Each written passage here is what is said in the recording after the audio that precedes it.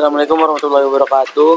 Kami dari kelompok 3 yaitu Asnawati, Helmi Yusuf, Iqbal Mahendra, Intan Agustianti, Levi Andrina, dan Muhammad Majazi. Oke, dari awal ini akan dibacakan oleh Asnawati. Sistem input sampai proses output. Sistem fungsi dan struktur masukan. Sistem operasi terbagi menjadi hardware, yaitu perangkat keras, software, perangkat lunak, dan brainware, yaitu pengguna atau manusianya. Fungsi dari masing-masing komponen dalam struktur komputer. 1. Input device atau alat-alat yang berfungsi untuk memasukkan data atau perintah ke dalam komputer.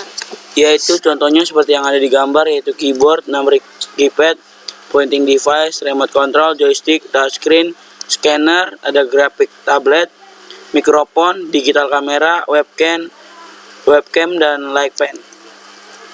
Yang kedua, output device, yaitu keluaran dari hasil pemrosesan input yang berupa tampilan, suara, dan lainnya, seperti monitor, printer, plotter, speaker, buzzer, dan voice output device.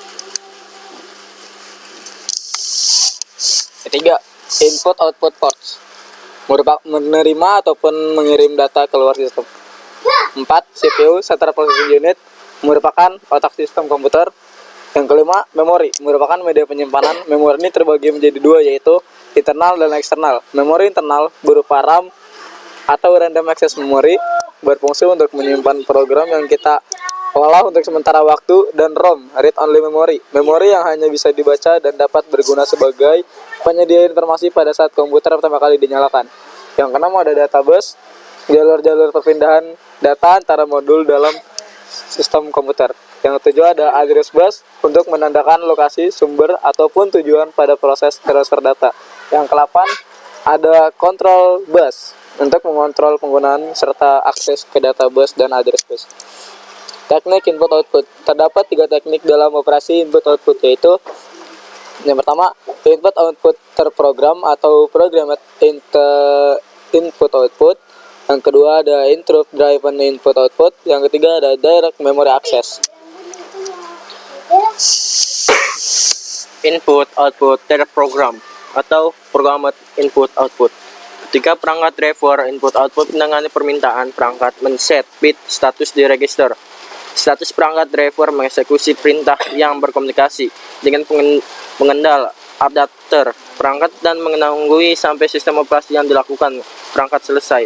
Driver berisi sekumpulan instruksi, yaitu pengendalian, pengujian, pembacaan, dan penulisan. Interrupt driven output input berfungsi sebagai kontrol dan timing, mengatur agar kecepatan transfer data berbeda-beda dapat tersinkronisasi dengan baik. Komunikasi prosesor, komunikasi antar peripheral dan data buffering, dan deteksi error pada peripheral serta melaporkan pada prosesor. 3. Direct Memory Access. DMA adalah sebuah prosesor khusus yang berguna untuk menghindari pembinaan CPU utama oleh program input-output. 3 langkah dalam transfer DMA. 1. Proses menyiapkan DMA transfer dengan menyediakan kata-kata dari perangkat operasi yang akan ditampilkan, alamat-alamat operasi yang menjadi sumber dan tujuan data, dan banyak byte yang transfer. 2. Pengendalian DMA memulai operasi sampai seluruh blok sudah ditransfer. 3. Pengendalian DMA menginstruksi prosesor.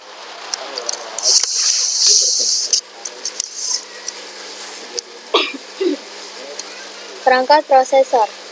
CPU, Central Processing Unit, adalah perangkat keras komputer yang memahami dan melaksanakan instruksi dan data dari perangkat lunak atau sering disebut sebagai alat proses. CPU terdiri dari 2 bagian, yaitu unit kendali dan unit aritmatika logika. Terdiri 4 komponen untuk menyusun CPU, yaitu 1. Arithmetic and logic unit. 2. Control unit. 3. Registers. 4. CPU.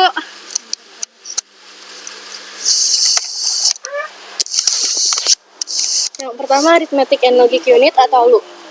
Itu berfungsi untuk membentuk berbagai fungsi pengolah data komputer, sering disebut juga sebagai bahasa mesin. ALU terbagi menjadi dua. Yang pertama, Arithmetic Unit atau unit aritmatika, berfungsi menangani pengolah data yang berhubungan dengan perhitungan. Yang kedua, Boolean Logic Unit atau unit logika boolean, berfungsi menangani berbagai operasi logika. Dua, Control Unit, tugas utama untuk mengendalikan operasi dalam CPU dan juga mengontrol komputer secara keseluruhan. Tiga, Registers, berfungsi sebagai media penyimpanan internal CPU yang bersifat sementara.